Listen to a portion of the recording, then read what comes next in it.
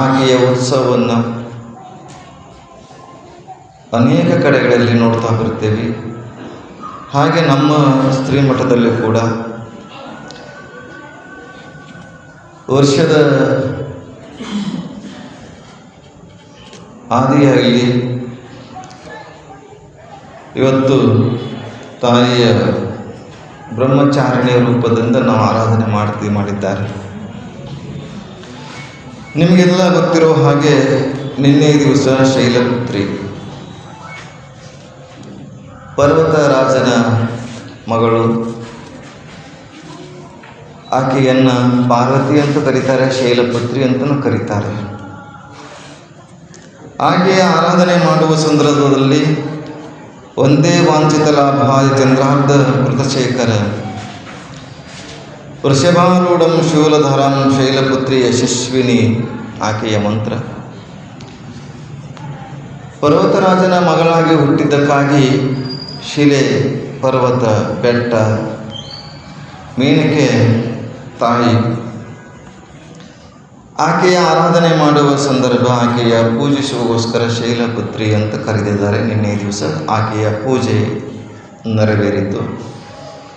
ಇಂದು ಬ್ರಹ್ಮಚಾರಿಣಿ ರೂಪದಿಂದ ಆಕೆಯ ಆರಾಧನೆ ಮಾಡ್ತಾ ಇರುವಂಥದ್ದು. ನೀನು ಶಿವನ ಹೆಂಡತಿಯಾಗಿದ್ದಿ, ಸತಿಯಾಗಿದ್ದಿ. ಈ ಜನ್ಮದಲ್ಲಿ ಕೂಡ ಅವನನ್ನು ವರಿಸಬೇಕು, ಅವನನ್ನು ಆರಾಧನೆ ಮಾಡಿ, ಅವನನ್ನು ಕುರಿತು ತಪಸ್ಸನ್ನು ಮಾಡಿ ಬ್ರಹ್ಮಚಾರ್ಯ ವ್ರತವನ್ನು ಪಾಲನೆ ಮಾಡುವುದರ ಮೂಲಕ ಶಿವನನ್ನು ಕುರಿತು ತಪಸ್ಸು ಮಾಡಿ ಅವನಿಗೆ ತನ್ನ ಒಡೆಯನನ್ನಾಗಿ ಮಾಡಿಕೊಳ್ಬೇಕು ಎನ್ನುವಂಥ ನಾರದ ಮಹರ್ಷಿಗಳು ಉಪದೇಶ ಮಾಡ್ತಾರೆ. ಆಗ ತಂದೆ ತಾಯಿಗಳ ಅಪ್ಪಣೆಯನ್ನು ಪಡೆದು ಆ ಶೈಲಪುತ್ರಿ ಪಾರ್ವತಿ ಬ್ರಹ್ಮಚಾರ್ಯ ವ್ರತವನ್ನು ಪಾಲನೆ ಮಾಡ್ತಾಳೆ. ತಪಸ್ಸು ಮುಖ್ಯ. ಭಗವಂತನ ಒಲಿಯಲಿಕ್ಕೆ ತಪಸ್ಸನ್ನು ಮಾಡುವಂಥದ್ದು.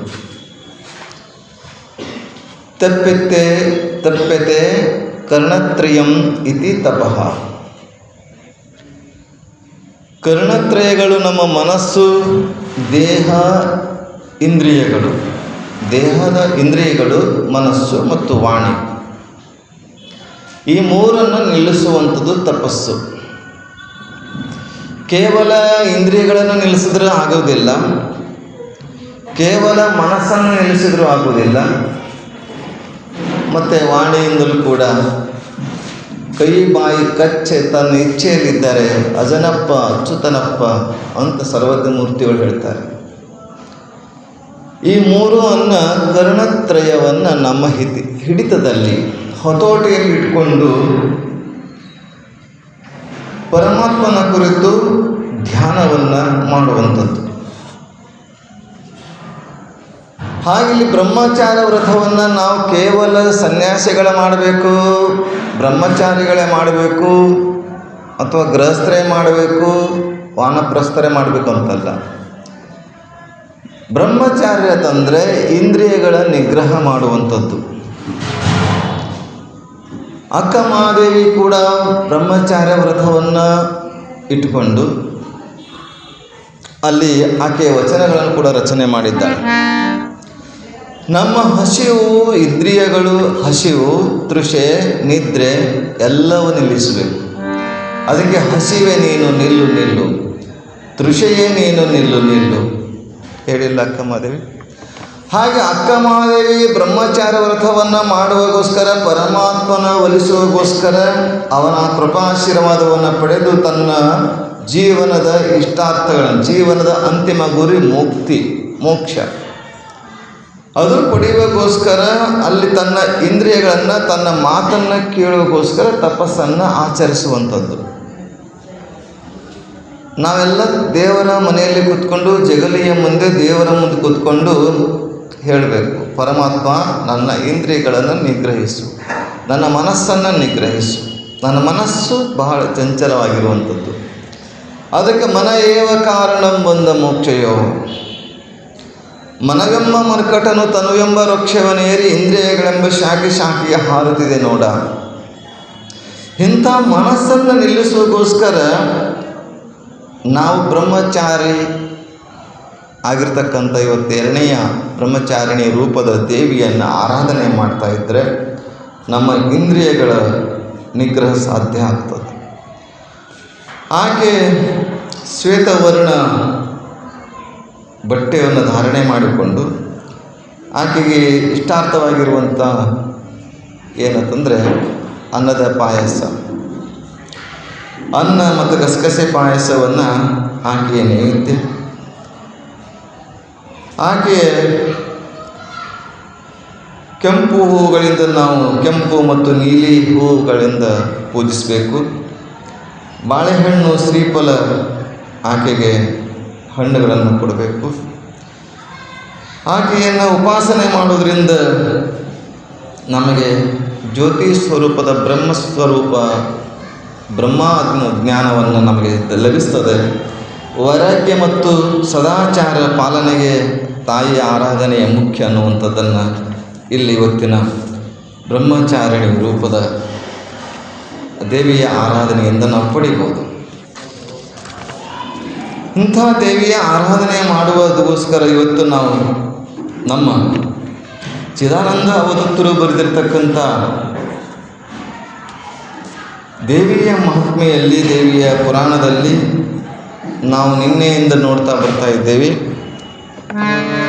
ಆಕೆ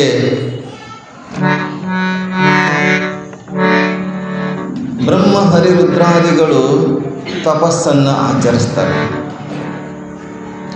ಕೈಲಾಸದ ವರ್ಣನೆಯನ್ನು ಬಹು ಸುಂದರವಾಗಿ ಮಾಡುತ್ತಾ ಅನೇಕ ಕ್ರೂರ ಪ್ರಾಣಿಗಳು ನಮಗೆ ಕ್ರೂರ ಪ್ರಾಣಿಗಳು ಅನಿಸಿದರೂ ಕೂಡ ಆ ಕೈಲಾಸದಲ್ಲಿ ತಮ್ಮ ಕ್ರೂರತ್ವವನ್ನು ಬಿಟ್ಟು ಸಾಧು ಪ್ರಾಣಿಗಳಾಗಿ ಒಂದಕ್ಕೊಂದು ವಿರೋಧ ಆಗಿರ್ತಕ್ಕಂಥ ಒಂದಕ್ಕೊಂದು ಪ್ರಾಣಿಗಳನ್ನು ಕೊಂದು ತಿನ್ನುವಂಥ ಪ್ರಾಣಿಗಳು ಅಲ್ಲಿ ಮಿತ್ರತ್ವದಿಂದ ಸ್ನೇಹದಿಂದ ಬದುಕ್ತಾ ಇದ್ದು ಅದಕ್ಕೆ ಅದು ಕೈಲಾಸ ಅನಿಸ್ಕೊಳ್ತು.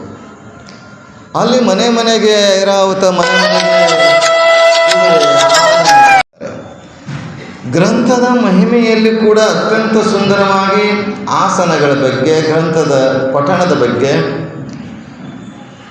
ಈ ಗ್ರಂಥವನ್ನು ಓದೋದ್ರಿಂದಾಗಲಿ ಕೇಳೋದ್ರಿಂದಾಗಲಿ ಅನೇಕ ಪುಣ್ಯವನ್ನು ಲಾಭವನ್ನು ಸಿಗುವಂಥದ್ದು.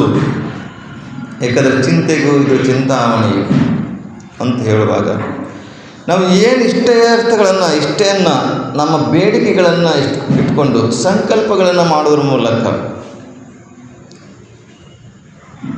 ಆ ಸಂಕಲ್ಪಗಳನ್ನು ಈಡೇರಿಸುವಂಥ ತಾಯಿಯ ಪ್ರಾರ್ಥನೆ, ತಾಯಿಯ ಧ್ಯಾನವನ್ನು ನಾವು ನಿತ್ಯ ಮಾಡಬೇಕು ಅನ್ನುವಂಥದ್ದನ್ನು ಅಲ್ಲಿ ಹೇಳ್ತಾ ಹೋಗ್ತಾರೆ.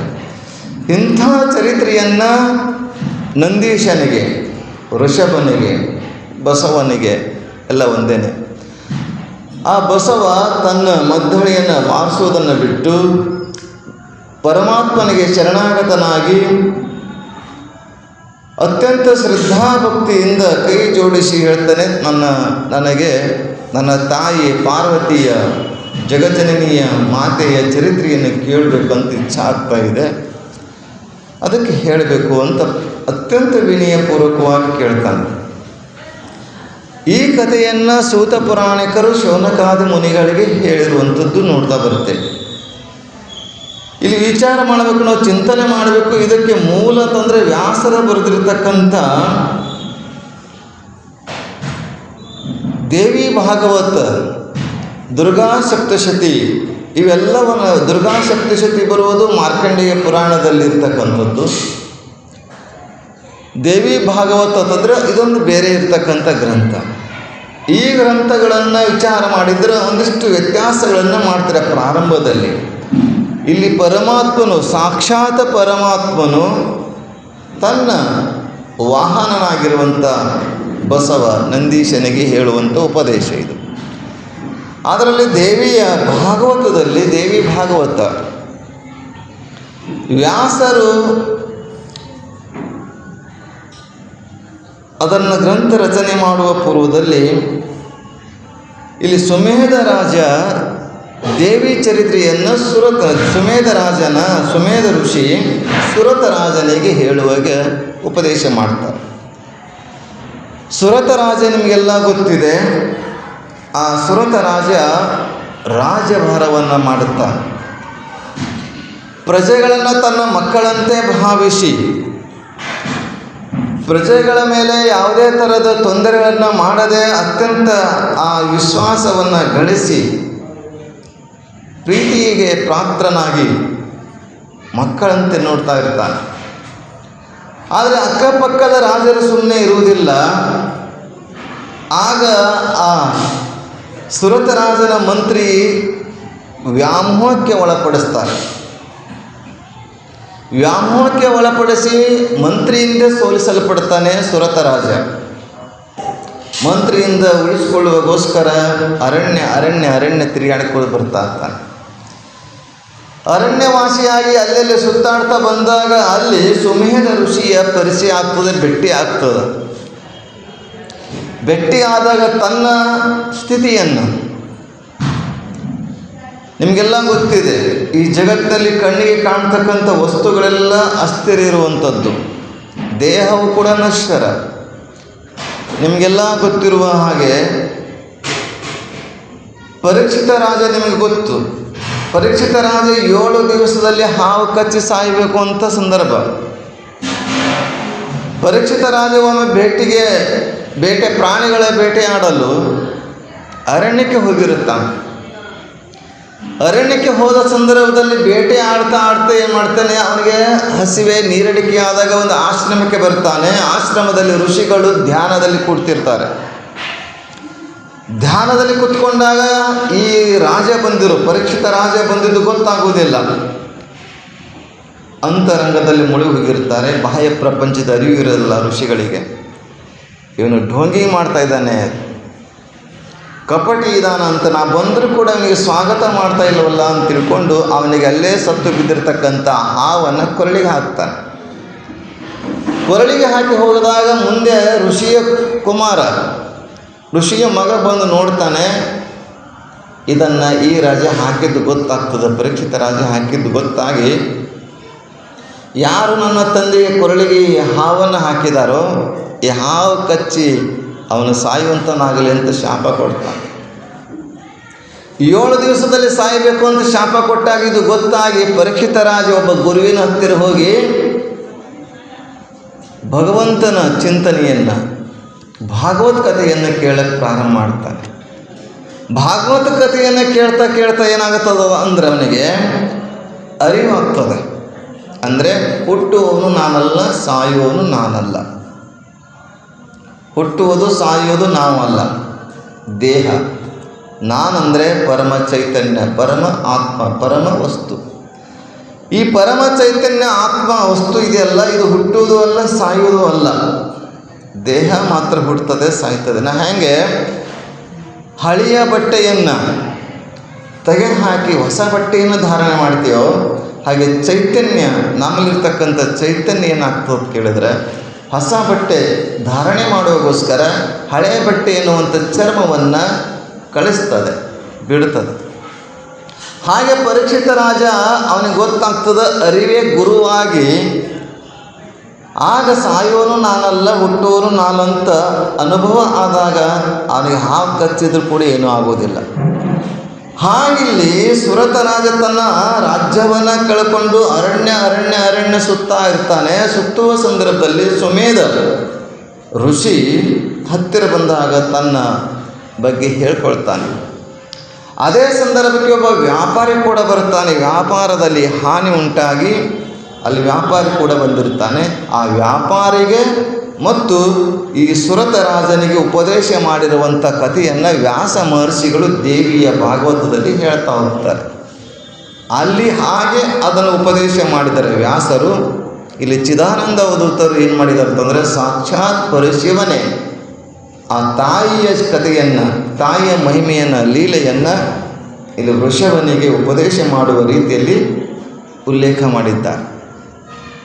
ಇಂಥ ಕಥೆಗಳನ್ನು ಕೇಳೋದ್ರಿಂದ ನಮಗೇನಾಗ್ತಂದ್ರೆ ಸ್ವರೂಪ ಜ್ಞಾನ ಆಗ್ತದೆ. ದೇವಿಯ ಚರಿತ್ರೆಯನ್ನು ಕೇಳ್ತಾ ದೇಹದ ಅರಿವು, ದೇಹದ ಬಗ್ಗೆ ಅಭಿಮಾನ ಹೋಗ್ತದೆ. ದೇಹದ ಅಭಿಮಾನ ಯಾವಾಗ ಹೋಗ್ತದಂದ್ರೆ ಆಗ ದೇಹಾಚೆ ಅಭಿಮಾನ ಸೋಡ ಮುಕ್ತಿ ರೊಕಡ ಅಂತ ಸಂತರು ಹೇಳ್ತಾರೆ. ದೇಹದ ಅಭಿಮಾನವನ್ನು ಹೋದಾಗ ಮಾತ್ರ ಮುಕ್ತಿ ಸಿಗಲಿಕ್ಕೆ ಸಾಧ್ಯವಿದೆ. ಈ ದೇವಿ ಚರಿತ್ರೆಯನ್ನು ಕೇಳ್ತಾ ಹೋದಾಗ ಅಲ್ಲಿ ದೇವಿಯ ಪುರಾಣ ಅಲ್ಲ, ಇದು ದೇಹದ ಪುರಾಣ ಅಂತ ಗೊತ್ತಾಗ್ಲಿಕ್ಕೆ ಪ್ರಾರಂಭ ಆಗ್ತದೆ.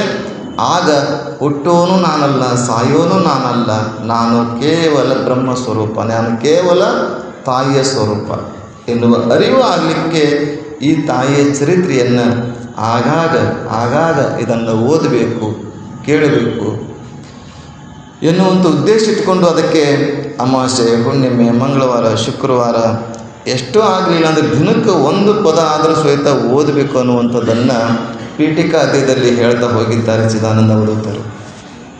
ಹೀಗಿದನ್ನು ಹೇಳ್ತಾ ತಾಯಿಯ ಚಿಂತನೆಯನ್ನು, ಆ ತಾಯಿಯನ್ನು ಕುರಿತು 3 ಜನರು ಬ್ರಹ್ಮ, ವಿಷ್ಣು, ಮಹೇಶ್ವರರು ಪ್ರಾರ್ಥನೆ ಮಾಡ್ತಾರೆ. ಆಕೆಯನ್ನು ಹುಡುಕ್ತಾ ಹೋಗ್ತಾರೆ. ಯಾವ ರೀತಿಯಾಗಿ ಅಕ್ಕ ಮಹಾದೇವಿ ಉಡುತಡಿ ಗ್ರಾಮವನ್ನು ಬಿಟ್ಟು ಕಲ್ಯಾಣಕ್ಕೆ ಬರುವ ಸಂದರ್ಭದಲ್ಲಿ ಚನ್ನಮಲ್ಲಿಕಾರ್ಜುನನ ಕುರಿತು ಹುಡುಕಕ್ಕೆ ಪ್ರಾರಂಭ ಮಾಡ್ತಾಳೆ. ಎಷ್ಟು ಅದ್ಭುತವಾಗಿ ತನ್ನ ವಚನಗಳಲ್ಲಿ ಹೇಳ್ತಾಳೆ ಅಂತಂದರೆ, ಚಿಲಿಮಿಲಿ ಎಂದು ಓದುವ ಗಿಳಿಗಳಿರ ನೀವು ಕಾಣಿರೆ, ಸ್ವರಪೆತ್ತಿ ಪಾಡುವ ಕೋಗಿಲಗಳಿರ ನೀವು ಕಾಣಿರೆ. ಯಾಕಂದರೆ ನಿಮಗೆ ಚನ್ನಮಲ್ಲಿಕಾರ್ಜುನ ದೇವ ಎಲ್ಲಿಯಾದರೂ ಕಂಡಿದ್ರೆ ನನಗೆ ಕರೆದು ತೋರಿಸ್ರಿ ಅಂತ ಅಕ್ಕ ಮಹಾದೇವಿ ಹೇಗೆ ಚನ್ನಮಲ್ಲಿಕಾರ್ಜುನ ಕುರಿತು ಪ್ರಾರ್ಥನೆಯನ್ನು ಹುಡುಕ್ತಾ ಹೋಗ್ತಾಳೋ, ಇಲ್ಲಿ ಬ್ರಹ್ಮ, ವಿಷ್ಣು, ಮಹೇಶ್ವರು ಆ ದೇವಿಯನ್ನು ಕುರಿತು ಹುಡುಕಕ್ಕೆ ಪ್ರಾರಂಭ ಮಾಡ್ತಾರೆ. ನಾವು ಹುಡುಕ್ತೇವೆ ದೇವರನ್ನು, ಕಲ್ಲು, ಮಣ್ಣು, ಗುಡ್ಡ, ಬೆಟ್ಟ ಎಲ್ಲ ಕಡೆ ಹುಡುಕ್ತೇವೆ. ಎಲ್ಲಿ ಹಾನ ಪರಮಾತ್ಮ, ಎಲ್ಲಿ ಹಾನ ಅಂತ ಕೇಳಿದರೆ ಬಲ್ಲಂಥ ಜ್ಞಾನಿಗಳ ಬಲ್ಲಿಹಾನ. ಎಲ್ಲಿ ಹಾನ ಪರಮಾತ್ಮ ಅಂದರೆ ಎಲ್ಲ ಕಡೆ ಇದ್ದಾನೆ. ಜಗದಗಲ ಮುಗಿಲಗಲ ಮಿಗೆಯಗಲ ನಿಮ್ಮಗಲ ಪಾತಾಳದಿಂದ ತತ್ತ ನಿಮ್ಮ ಶ್ರೀಚರಣ, ಬ್ರಹ್ಮಾಂಡದಿಂದ ತತ್ತ ನಿಮ್ಮ ಶ್ರೀಮುಕುಟ, ಸಹಸ್ರ ಶ್ರೀಶ ಪುರುಷ ಸಹಸ್ರಾಕ್ಷ ಸಹಸ್ರಪಾದ ಅಂತ ಪುರುಷ ಸೂಕ್ತ ಕೂಡ ಹೇಳ್ತದೆ. ಅವ ಜಗದ್ವ್ಯಾಪಿ ಇದ್ದಾನೆ. ತಾಯಿ ಹೆಂಗಿದ್ದಾಳೆ ಅಂದರೆ ಜಗದ್ವ್ಯಾಪಿ ಇದ್ದಾಳೆ.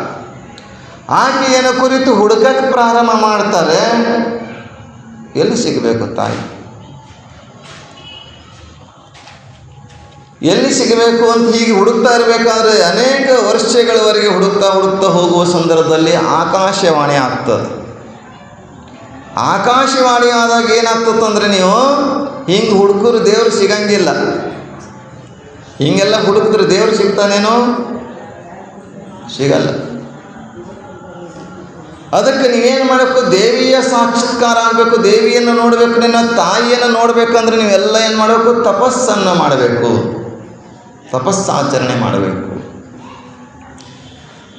ಸಾವಿರಾರು ವರ್ಷಗಳ ಕುರಿತು ಆ ಆಕಾಶವಾಣಿಯಂತೆ, ಅಶರೀರವಾಣಿಯಂತೆ ಅವರು ತಪಸ್ಸಿಗೆ ಕೊಡ್ತಾರೆ. ತಪಸ್ಸು ಮಾಡಬೇಕು. ಅದಕ್ಕೆ ಇಂದ್ರಿಯಗಳ ನಿಗ್ರಹ, ಮನಸ್ಸಿನ ನಿಗ್ರಹ. ಇಂದ್ರಿಯ ಮನಸ್ಸುಗಳು ಎಲ್ಲಿವರೆಗೆ ನಿಗ್ರಹ ಆಗುವುದಿಲ್ಲವೋ, ನಿಲ್ಲಿಸಕ್ಕೆ ಸಾಧ್ಯವಿಲ್ಲವೋ, ಅಲ್ಲಿವರೆಗೆ ಭಗವಂತನ ಅರಿವು ಆಗಲಿಕ್ಕೆ ಸಾಧ್ಯವಿಲ್ಲ. ಭಗವಂತನ ಅರಿವು ಆಗಬೇಕಾಗಿತ್ತಂದ್ರೆ ತಪಸ್ಸು ಮುಖ್ಯ.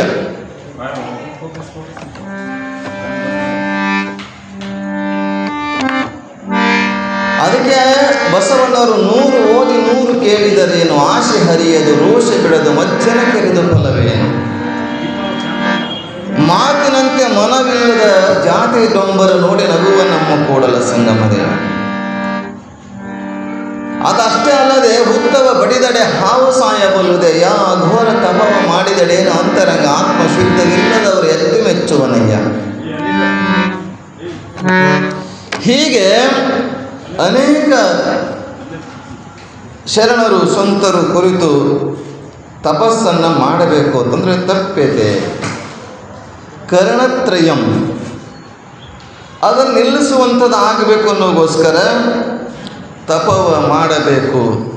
ಅಂತ ಹೇಳಿದ್ದಾರೆ. ಮಾಡಲಿಲ್ಲವೇ ತಪವ ಮಾಡಲಿಲ್ಲವೇ, ನಿಜಗೊಂಡ್ರು ಕೂಡ ಹೇಳಿದ್ದಾರೆ. ತಪಸ್ಸನ್ನು ಮಾಡುವ ಮೂಲಕ ಹಲವಾರು ವರ್ಷ ತಪಸ್ಸನ್ನು ಮಾಡಿ ಮಾಡಿ ಕೊನೆಗೆ ದೇವಿಯ ಆ ಪ್ರತ್ಯಕ್ಷಳಾಗುವಂಥವಳಾಗ್ತಾಳೆ.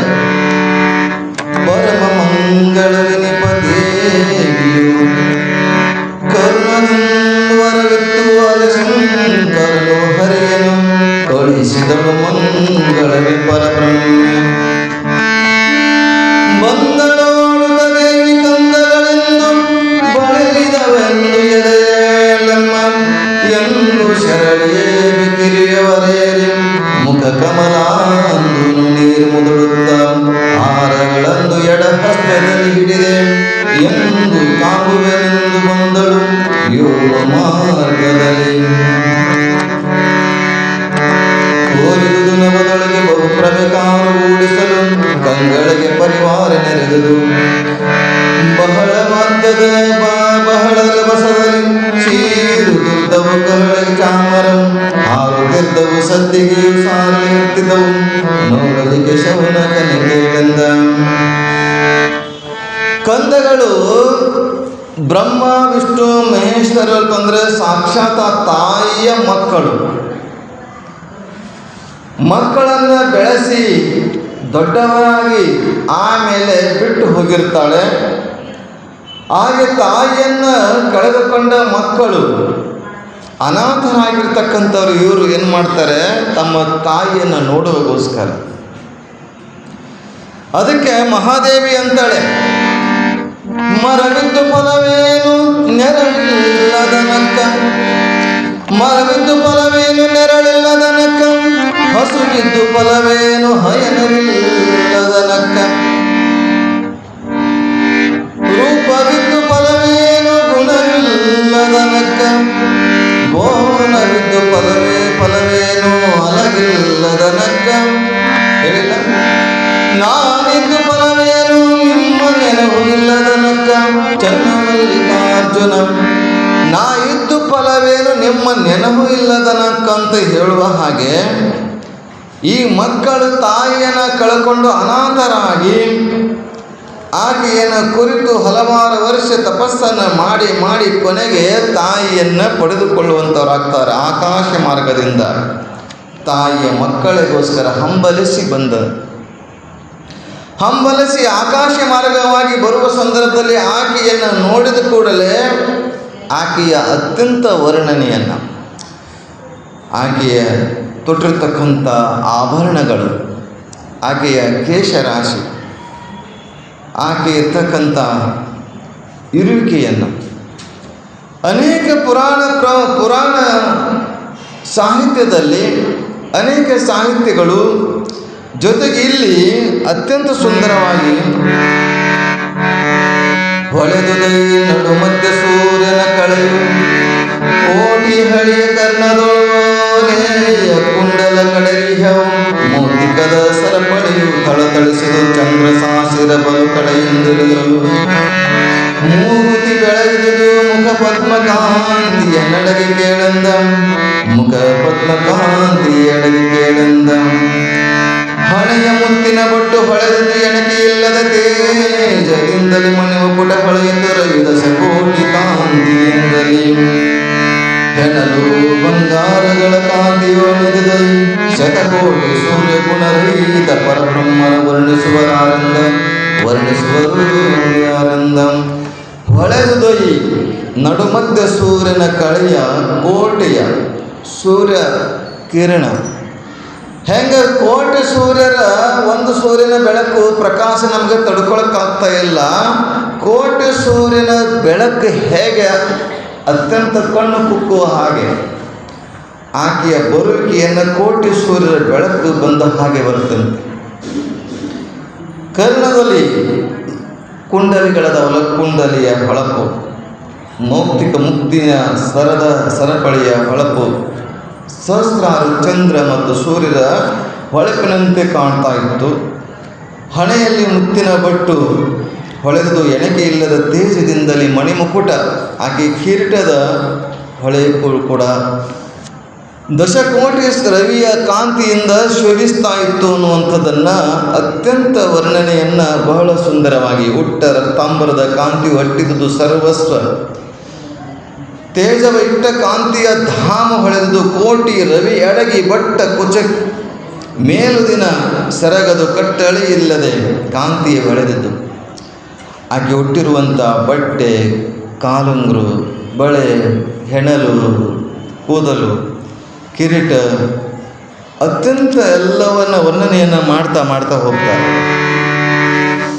ಕಾಲದೊಂದಿಗೆ ಗೆಜ್ಜೆ ಮಿಂಟಿಕೆ ಸೋಲಿಸಿತು ಶತಕೋಟಿ ಸೋಮರ ಮೇಲು ತೋಳು ಶಾಸ್ತ್ರದಲ್ಲಿ ಹಿಡಿದಿದ ಮಹಾಭೂತವ ಬಾಲಬಣ್ಣಿ ಪರಾರವಳನು ಹೇಳುತ್ತೀರಲು ಅಸಂಖ್ಯ ಸೂರ್ಯರ ಜ್ವಾಲೆ ತಾಳುತ್ತಿರುತ್ತಿ ಅವರದ ಥರಥರದಲ್ಲಿ ಕೇಳೆಂದ.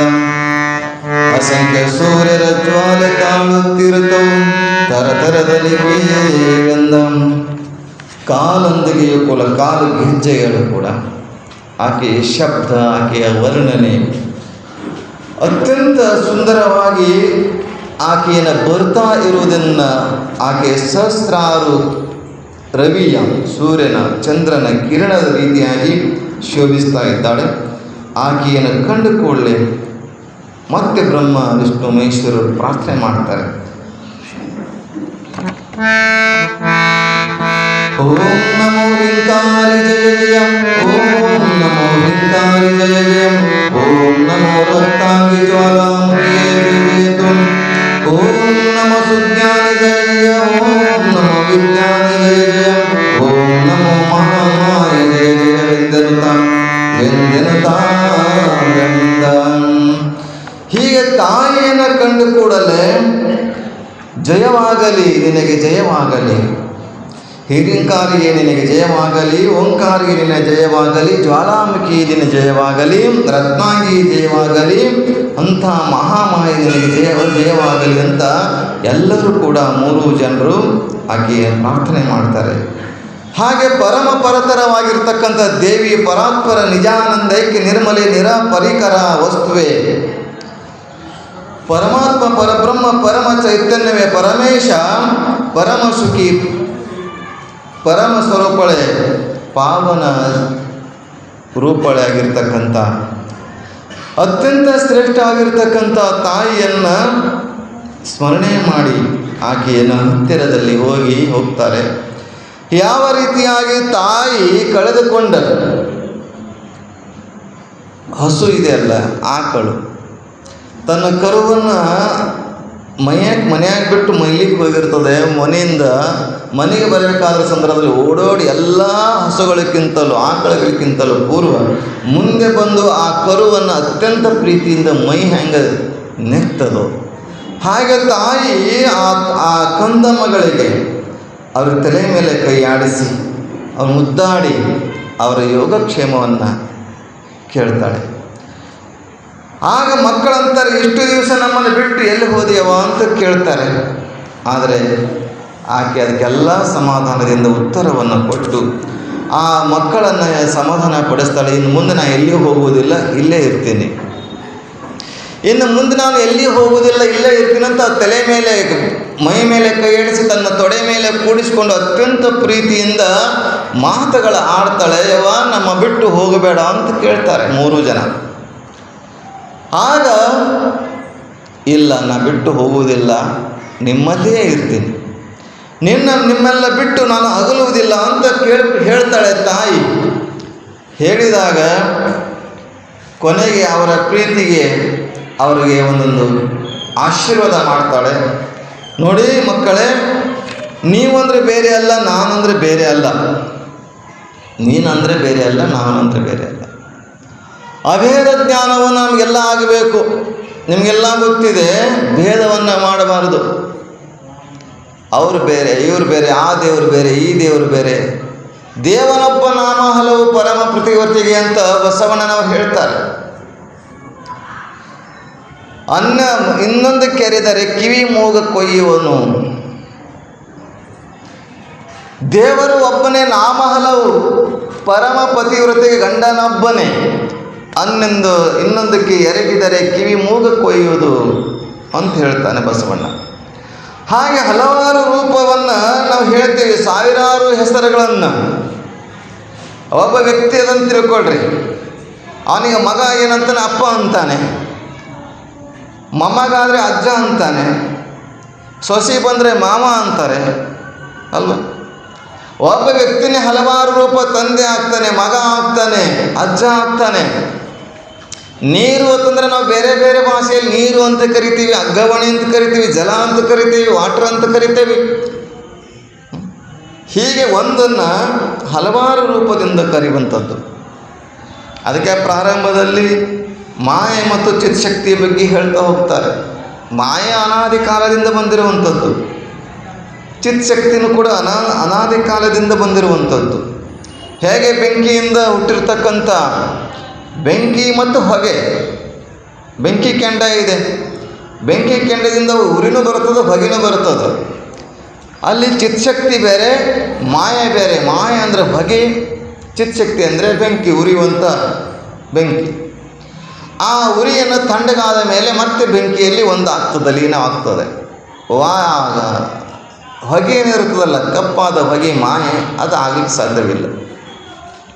ಹಾಗೆ ಚಿತ್ಶಕ್ತಿಯೇ ನಾವೆಲ್ಲ ರೂಪವಾಗಿದ್ದು, ದೇವಿ ಹೇಗಂದ್ರೆ ಜ್ಯೋತಿ ಸ್ವರೂಪವಾಗಿದ್ದಾಳೆ.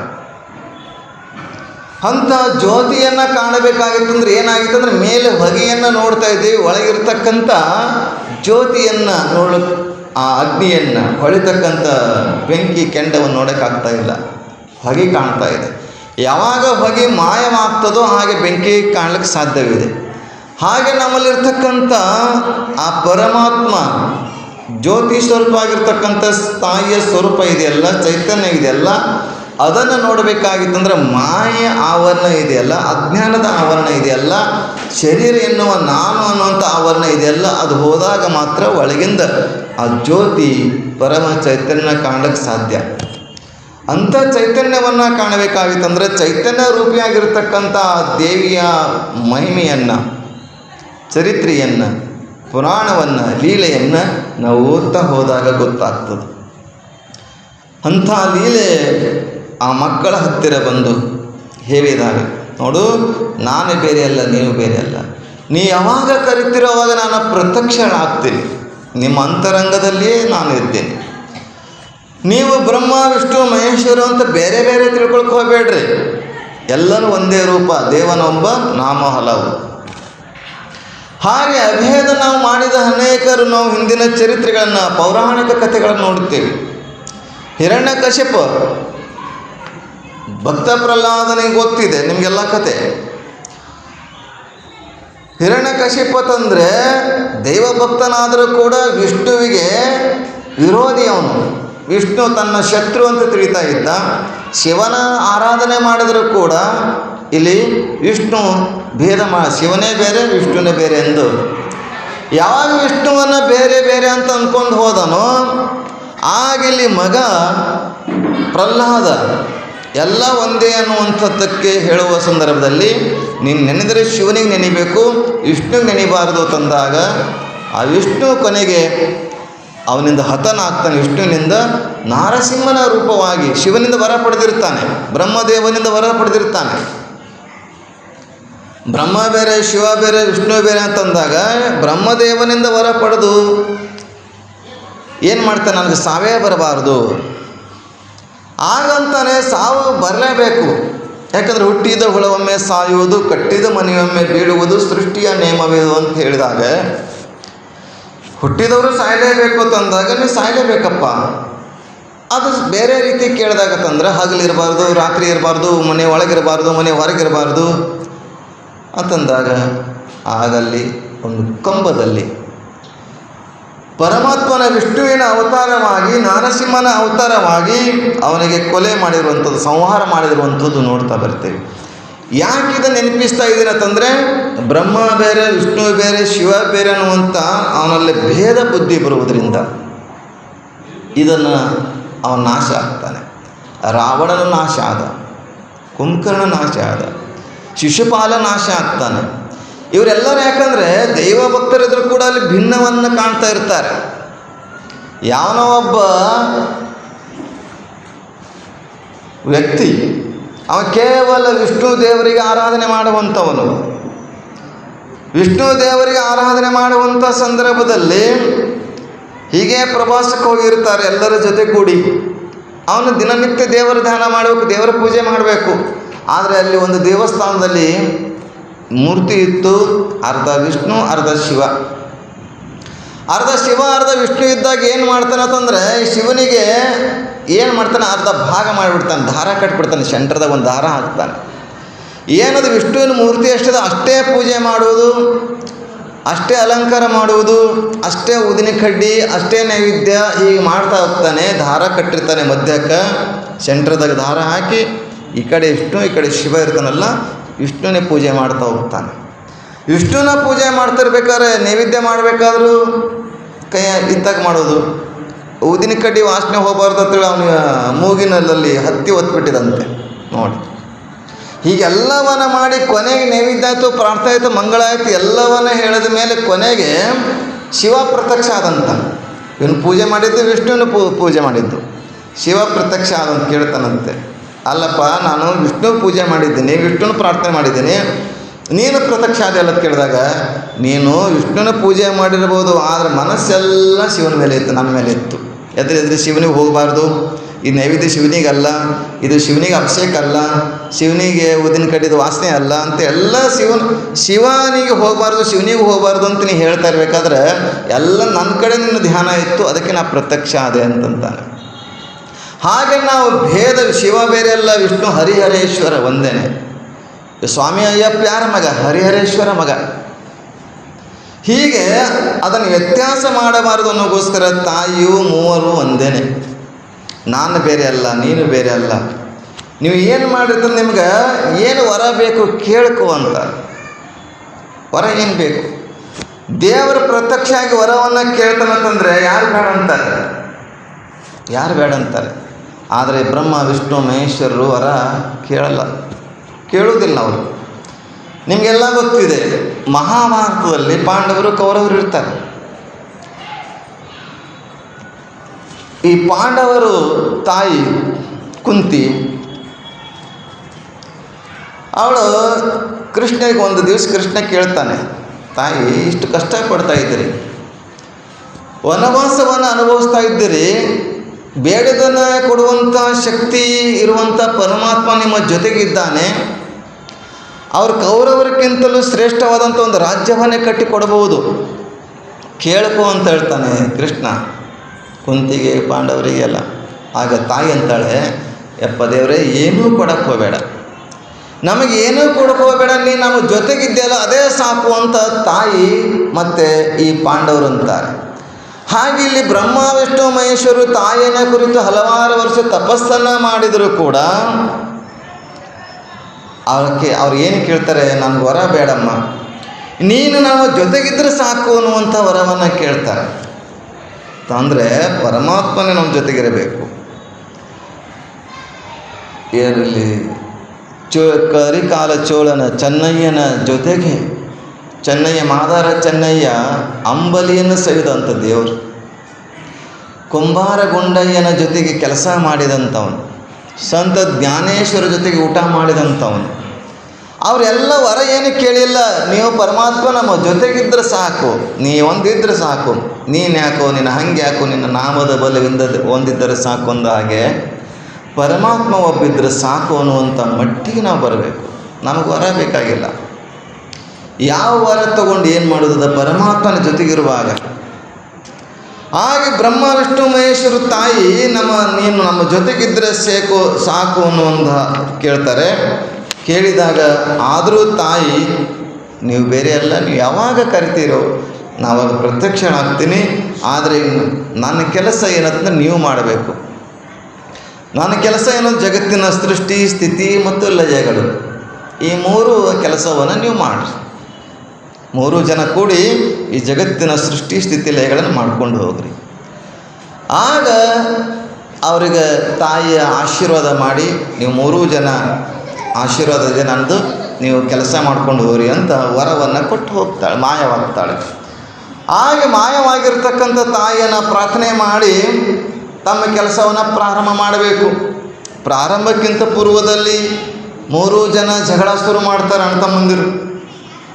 ಈಗ 3 ಜನರಿಗೆ ವರ ಕೊಟ್ಟಳು ತಾಯಿ, ಸೃಷ್ಟಿ ಮಾಡುವ ನಾನು ಬ್ರಹ್ಮ, ಅದನ್ನು ಸಂರಕ್ಷಣೆ ಮಾಡುವಂಥವನು ವಿಷ್ಣು, ಅದನ್ನು ಲಯ ಮಾಡುವಂಥ ಶಿವ ರುದ್ರ. ಹಾಗೆ ನಾನು ಸೃಷ್ಟಿ ಮಾಡ್ತೀನಿ ಅಂದರೆ ನಾನೇ ಈ ಜಗತ್ತಿನ ಒಡೆಯ, ಇದನ್ನು ಸೃಷ್ಟಿ ಮಾಡಿದ್ದನ್ನು ರಕ್ಷಣೆ ಮಾಡುವಂಥವನು ವಿಷ್ಣು, ನಾನು ಈ ಜಗತ್ತಿನ ಒಡೆಯ. ಹೀಗೆ ತಮ್ಮಲ್ಲೇ ಜಗಳ ಪ್ರಾರಂಭವಾಯಿತು. ನಾನು ಈ ಜಗತ್ತಿನ ಒಡೆಯ ಆಗ್ತೀನಿ. ಮನೆಯಲ್ಲಿ 8 ಜನ ಅಣ್ಣ ತಮ್ಮಂದಿರ್ತಾರೆ, ಆ 8 ಜನ ಹೋಯ್ತು. ಈಗ ಇಬ್ಬರು ಇರ್ತಾರೆ, ಈಗ ಒಬ್ಬನೇ ಇರೋದು. ಆವಾಗ ಹಿರಿಯ ಮಗನಿಗೆ ಅದರ ಕಾರಭಾರವನ್ನು ಕೊಡುವಂಥ ಸಂಪ್ರದಾಯ. ಇಲ್ಲೆಲ್ಲರೂ ಒಂದೇ ರೀತಿಯಾಗಿರುವಂಥವ್ರು, ಎಲ್ಲರಿಗೂ ಅಷ್ಟೇ ಅಧಿಕಾರ, ಎಲ್ಲರೂ ಒಂದೇ ಸ್ವರೂಪ ಇರುವುದರಿಂದ ಯಾರಿದ್ರಲ್ಲಿ ದೊಡ್ಡವರು ಅನ್ನುವಂಥ ಸಮಸ್ಯೆಗಳು ಶುರುವಾಗ್ತದೆ.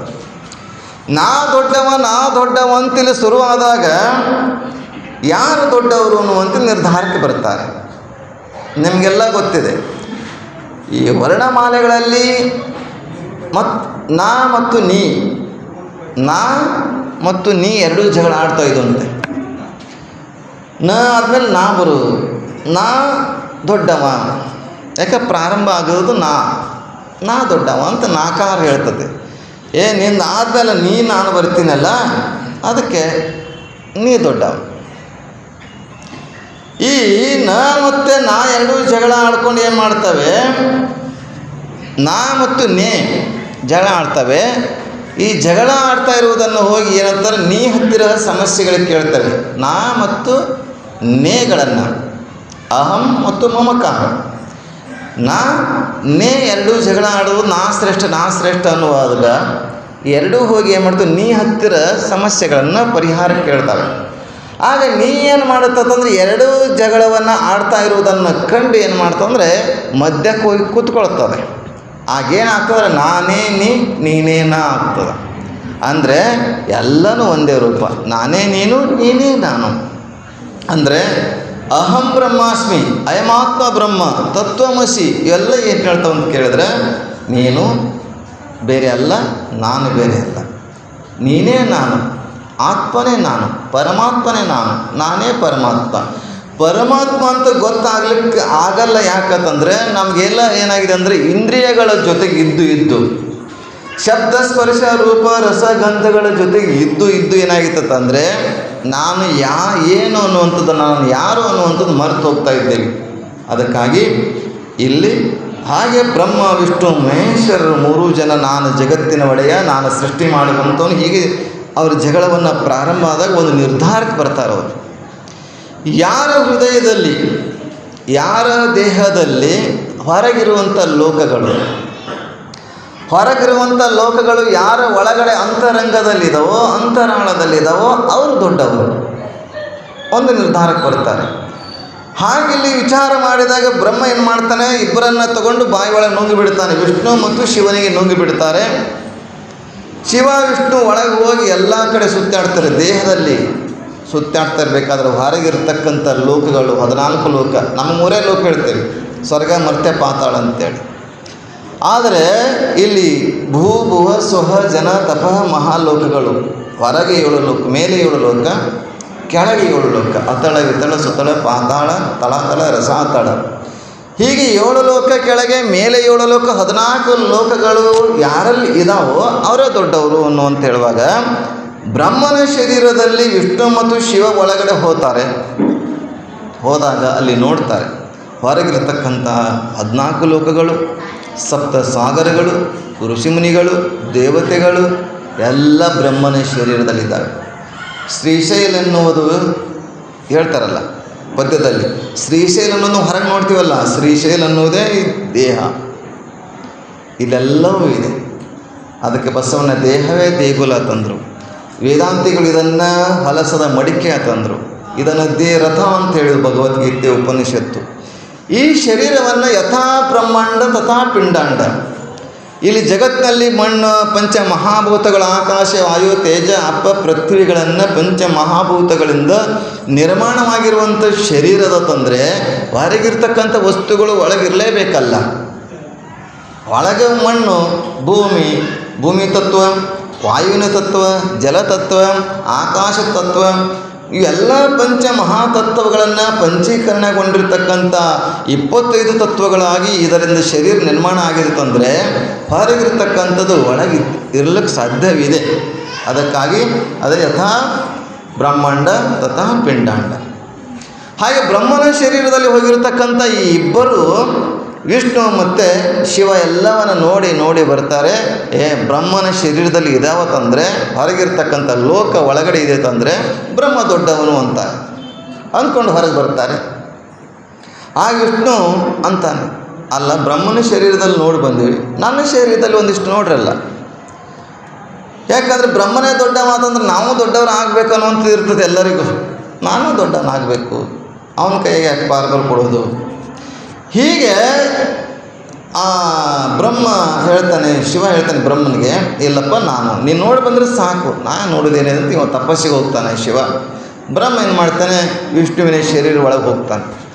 ವಿಷ್ಣುವಿನ ಶರೀರದೊಳಗೆ ಹೋದಾಗ ಯಾವ ರೀತಿಯಾಗಿ ಬ್ರಹ್ಮನ ಶರೀರದಲ್ಲಿ ಎಲ್ಲ ಲೋಕಗಳು 14 ಲೋಕಗಳು, ಸಾಗರ ಗುಡ್ಡ ಬೆಟ್ಟಗಳು ನದಿ ಎಲ್ಲ ಇತ್ತಲ್ಲ, ಹಾಗೆ ಹೊರಗಿರ್ತಕ್ಕಂಥ ಲೋಕವು ಕೂಡ ಈ ವಿಷ್ಣುವಿನ ಶರೀರದಲ್ಲಿ ಇರ್ತದೆ. ಹೀಗೆ ಎಲ್ಲವನ್ನು ನೋಡಿ ಸುತ್ತಾಡಿ ಎಲ್ಲವನ್ನು ನೋಡಿಕೊಂಡು ಬರಬೇಕಂತಲೇ ದಾರಿ ಸಿಗೋದಿಲ್ಲ ಅವನಿಗೆ. ದಾರಿ ಸಿಗೋದಿಲ್ಲ ನಿಮಗೆಲ್ಲ ಗೊತ್ತಿದೆ. ಹಾಸ್ಯಕ್ಕಾಗಿ ಹೇಳ್ತಾ ಇರ್ತೀನಿ ನಾನು. ಕುಂಭಕರ್ಣ ಗೊತ್ತು ನಿಮಗೆ. ಕುಂಭಕರ್ಣನಾಗೆ ಒಂದು ಸಲ ಕಟಿಂಗ್ ಮಾಡಲಿಕ್ಕೆ ಒಬ್ಬ ಹೋಗಿರ್ತಾನೆ. ಹೋದಾಗ ಕುಂಭಕರ್ಣ ನಿಮಗೆಲ್ಲ ಗೊತ್ತಿಲ್ಲ, 6 ತಿಂಗಳ ಕಣ್ಣು ತೆಗೆದ್ರೆ 6 ತಿಂಗಳ ಕಣ್ಣು ಮುಚ್ಚೋದೇ ಇಲ್ಲ ಅಂತ. ಅಂದರೆ 6 ತಿಂಗಳು ಮಲ್ಕೊಂಡ್ರೆ 6 ತಿಂಗಳು ಊಟ ಮಾಡೋದೇ ಕೆಲಸ ಒಂದು. ಅಂಥ ಕುಂಭಕರ್ಣಿಗೆ ಒಂದು ಸಲ ಸೇವಿಂಗ್ ಮಾಡೋಕ್ಕೆ ಒಬ್ಬ ಹೋಗಿದ್ದ. ಹೀಗೆ ಕಟಿಂಗ್ ಮಾಡ್ತಾ ಇರೋ ಸಂದರ್ಭದಲ್ಲಿ ಉಸಿರಾಟ ಎಳೆದು ಬಿಡ್ತಾನೆ. ಜೋರಾಗಿ ಉಸಿರಾಟ ಎಳೆದಾಗ ಏನಾಗ್ತದಂದರೆ, ಇವು ಕಟಿಂಗ್ ಮಾಡ್ತಾನೆ, ಕತ್ತರಿಸ್ತಾ ಇರ್ತಾನಲ್ಲ ಕೂದಲ, ಕತ್ರಿ ಒಳಗೆ ಹೋಗ್ಬಿಡ್ತಾವಂತ. ಕತ್ರಿ ಒಳಗೆ ಹೋಯಿತು. ಇನ್ನೇನು ಮಾಡಬೇಕು ಅಂತ ವಿಚಾರ ಮಾಡಿ ಇವನು ಕತ್ರಿ ಹುಡುಕಾಕ ಒಳಗೆ ಹೋಗ್ಬಿಡ್ತಾನೆ. ಮೂಗನಾಗ ಒಳಗೆ ಹೋಗ್ಬಿಟ್ಟ. ಶರೀರದ ದಷ್ಟಪುಟ್ಟ ಶರೀರ ಹ್ಯಾಂಗೆ ಹೋದಂತ ಪ್ರಶ್ನೆ ಮಾಡೋಂಗಿಲ್ಲ, ಅದು ಕತೆ. ಅದು ಹೋದ, ಹುಡುಕಕ್ಕೆ ಶುರು ಮಾಡ್ದ. ಎದುರುಗಡೆ ಒಬ್ಬ ಸಿಕ್ಕಂತ. ಇವನು ಹೋದಾಗ ಇದು ಕಟಿಂಗ್ ಮಾಡೋ ಹೋದಲ್ಲ, ತಮ್ಮ ಎಲ್ಲಣ್ಣ ಅಣ್ಣ ಅಂತಾರೆ, ಕಾಕ ಅಂತಾರೆ, ನಿಮ್ಮ ಕಡೆ ಮಾತಾಡ್ತಾರೆ. ಅಣ್ಣ ಸ್ವಲ್ಪ ಕತ್ರಿ ಕಳೆದೋದು ಎಲ್ಲರೂ ನೋಡಿದೇನೋ ಅಂತ ಕೇಳ್ತಾನೆ. ಮಾರಯ್ಯ 6 ತಿಂಗಳಿಂದ ಕುದುರೆ ಕಳೆದೋದ ಹುಡುಕಾಡಕತ್ತೀನಿ, ಸಿಗಲ್ಲಾಗದ, ನಿನ್ನ ಕತ್ರಿಯಲ್ಲಿ ಸಿಗಬೇಕು ಹೋಗಂತಾನ. ಅಂದರೆ ಅಷ್ಟೊಂದು ಬಲಿಷ್ಠವಾದ ಶರೀರ. ಅಂದರೆ ಬ್ರಹ್ಮಾಂಡ ಪಿಂಡಾಂಡಗಳು ಬೇರೆ ಬೇರೆ ಅಲ್ಲ, ಹೊರಗಿರ್ತಕ್ಕಂಥದ್ದು ಎಲ್ಲ ಒಳಗಡೆ ಇದೆ. ಹಾಗಿಲ್ಲಿ ಬ್ರಹ್ಮನ ಆ ವಿಷ್ಣುವಿನ ಶರೀರದಲ್ಲಿ ಬ್ರಹ್ಮ ಹೋಗಿ ನೋಡ್ತಾನೆ. ಅಲ್ಲಿ ಕೂಡ 14 ಲೋಕಗಳು, 7 ಸಾಗರಗಳು, ದ್ವೀಪಗಳು, ಖಂಡಗಳು ಎಲ್ಲವೂ ನೋಡಿ ಕೊನೆಗೆ ಅವನಿಗೆ ದಾರಿ ತಪ್ಪಿಬಿಡ್ತದೆ. ಬ್ರಹ್ಮನಿಗೆ ದಾರಿ ತಪ್ಪಿ ಇಲ್ಲೇನು ಎಲ್ಲಿ ಯಾವ ಕಡೆ ಹೋಗಬೇಕು ಅಂತ ಚಂಚಲವಾಗ್ತದೆ ಮನಸ್ಸು. ಚಂಚಲವಾದಾಗ ಕೊನೆಗೆ ಬ್ರಹ್ಮ ಏನು ಮಾಡ್ತಾನೆ, ಅಷ್ಟರಲ್ಲಿ ಯೋಗ ನಿದ್ರೆಯಲ್ಲಿ ತೊಡಗ್ತಾನೆ. ಯಾವಾಗ ಬ್ರಹ್ಮ ಒಳಗೆ ಹೋಗ್ಬಿಟ್ಟೋ ಆಗ ವಿಷ್ಣು ಯೋಗ ನಿದ್ರೆಯಲ್ಲಿ ತೊಡಗ್ತಾನೆ. ನಿದ್ರೆಯಿಂದ ಹೇಳುವುದೇ ಇಲ್ಲ. ಎಲ್ಲ ಯೋಗ ಕೇಳೋದಕ್ಕಿಂತಲೂ ನಿದ್ರಾ ಯೋಗ ಇದೆಯಲ್ಲ ದೊಡ್ಡದು. ನಿದ್ರಾ ಯೋಗದಲ್ಲಿ ಎಷ್ಟು ಆನಂದ ಇದೆಯಲ್ಲ ಯಾವ ಯೋಗದಲ್ಲಿ ಇಲ್ಲ. ಆದರೆ ಕೊನೆಯ ಆನಂದ ಇದೆಯಲ್ಲ, ಆ ಆನಂದ ಮತ್ತೆಲ್ಲಿ ಸಿಗೋದೇ ಇಲ್ಲ. ಕೊನೆಯ ಆನಂದವೇ ಬೇರೆ. ಅಂಥ ಆನಂದದಲ್ಲಿರ್ತಕ್ಕಂಥವನಿಗೆ ದಾರಿ ಸಿಗಲ್ಲ. ಅವಾಗ ಏನು ಮಾಡ್ತಾನೆ, ವಿಷ್ಣುವಿನ ನಾಭಿ ಕಮಲದ ಮೂಲಕ ಹೊರಗೆ ಬರ್ತಾನೆ. ನಾಭಿಯ ಮುಖಾಂತರ, ಹೊಕ್ಕಳಿನ ಮುಖಾಂತರ ಹೊರಗೆ ಬಂದು ನೋಡ್ತಾನೆ. ಹೊರಗೆ ಬಂದು ನೋಡಿದಾಗ ಎದುರುಗಡೆ ನೋಡ್ತಾನೆ, ಇಡೀ ಭೂಮಂಡಲ ಏನಾಗಿತ್ತು ಅಂದರೆ ನೀರಿನಿಂದ ತುಂಬಿಕೊಂಡಿತ್ತು, ಜಲಮಯವಾಗಿತ್ತು. ಮುಂದೆ ನೋಡ್ತಾನೆ, ಹಿಂದೆ ನೋಡ್ತಾನೆ, ಎಡ ನೋಡ್ತಾನೆ, ಬಲ ನೋಡ್ತಾನೆ, ಮೇಲೆ ನೋಡ್ತಾನೆ.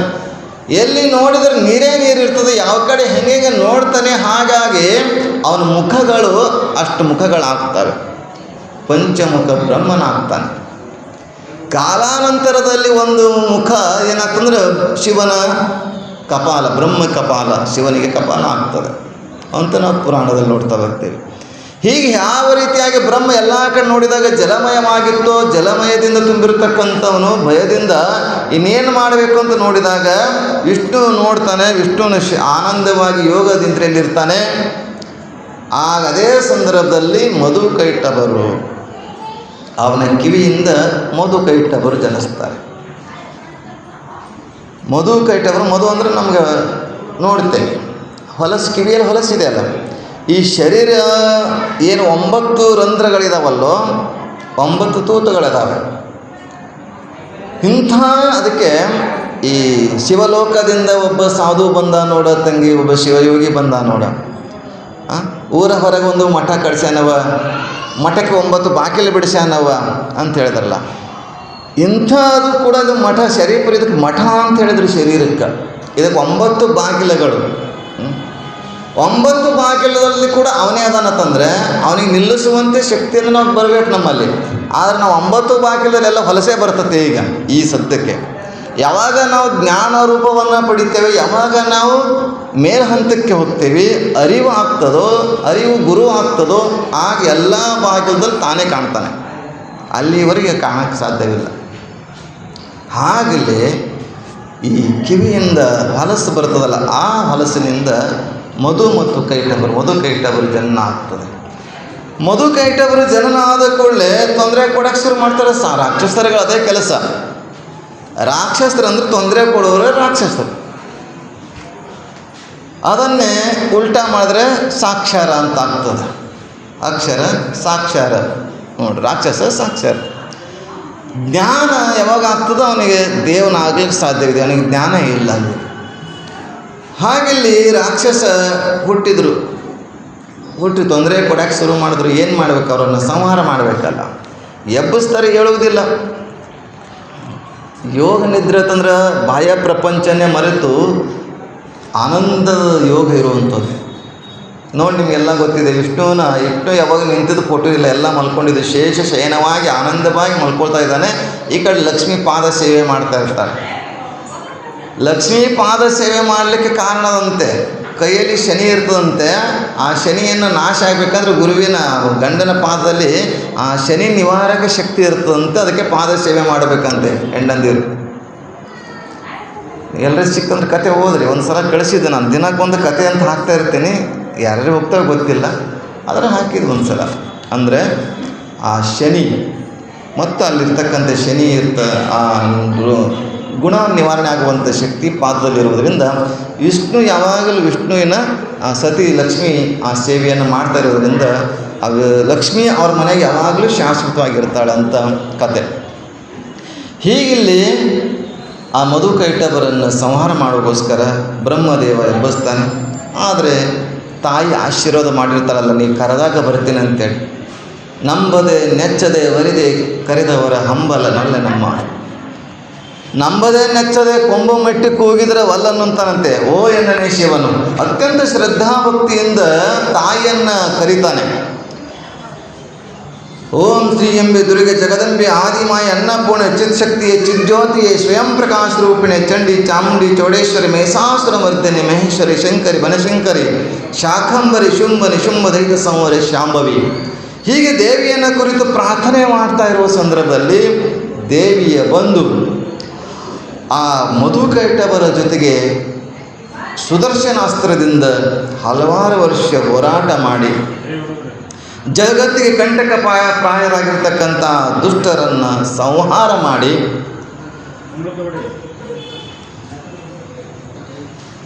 ಮಧುಕೈಟಭರನ್ನು ಅತ್ಯಂತ ಸಾವಿರಾರು ವರ್ಷಗಳ ಜೊತೆಗೆ ತಾಯಿಯ ಸುದರ್ಶನಾಸ್ತ್ರದಿಂದ ಹೋರಾಟ ಮಾಡಿ ಆ ವಿಷ್ಣುವಿನ ಅಸ್ತ್ರದಿಂದ ಅದನ್ನು ಸಂಹಾರ ಮಾಡ್ತಾರೆ ಅನ್ನುವಂಥದ್ದನ್ನು ನೋಡ್ತಾ ಬರ್ತೇವೆ.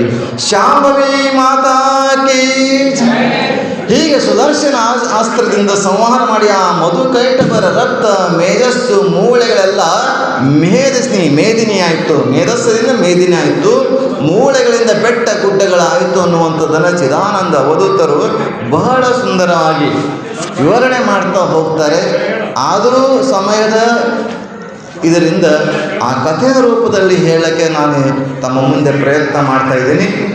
ಮುಂದಿನ ಹೀಗೆ ಅನೇಕ ಮುಂದೆ ವಿಷ್ಣು ಯೋಗ ನಿದ್ರೆಯಿಂದ ಎದ್ದು ನೋಡ್ತಾನೆ, ಮೈಯೆಲ್ಲ ರಕ್ತ ಆಗಿರ್ತದೆ, ಭೂಮಿಯೆಲ್ಲ ರಕ್ತಮಯ ಆಗಿರ್ತದೆ, ಭೂಮಿ ಆಗಿರ್ತದೆ, ಬೆಟ್ಟ ಗುಡ್ಡಗಳು ತಯಾರಾಗಿರ್ತದೆ. ಈ ಸೃಷ್ಟಿಯನ್ನು ತಾಯಿಯ ಆಶೀರ್ವಾದದಿಂದ ಮಧುಕೈಟವರಿಂದ ಶುರು ಆಯಿತು ಅನ್ನುವಂಥದ್ದನ್ನು ಚಿದಾನಂದ ಅವಧೂತರು ಬಹಳ ಸುಂದರವಾಗಿ ರಚನೆಯನ್ನು, ತಾಯಿಯ ಲೀಲೆಯನ್ನು ಬರಿತಾ ಹೋಗ್ತಾರೆ. ಇಂತಹ ಮಹಿಮೆಯನ್ನು ಹೇಳೋದ್ರ ಜೊತೆಗೆ ಮುಂದೆ ಏನು ಆಗ್ತದೆ ಅನ್ನುವಂಥದ್ದನ್ನು ತಾಯಿಯ ಲೀಲೆಯಲ್ಲಿ, ಚರಿತ್ರೆಯಲ್ಲಿ ನಾವೆಲ್ಲ ಮುಂದಿನ ನಾಳಿನ ಸಮಯದಲ್ಲಿ ನೋಡೋಣ ಅಂತ ಹೇಳ್ತಾ ಇವತ್ತಿನ ಸೇವೆಯನ್ನು ತಾಯಿಯ ಚರಣಕ್ಕೆ ಅರ್ಪಿಸಿ ಮಂಗಲನ್ನು ಕೋರುತ್ತೇನೆ. ಹರೋಂ ಶಾಂತಿ.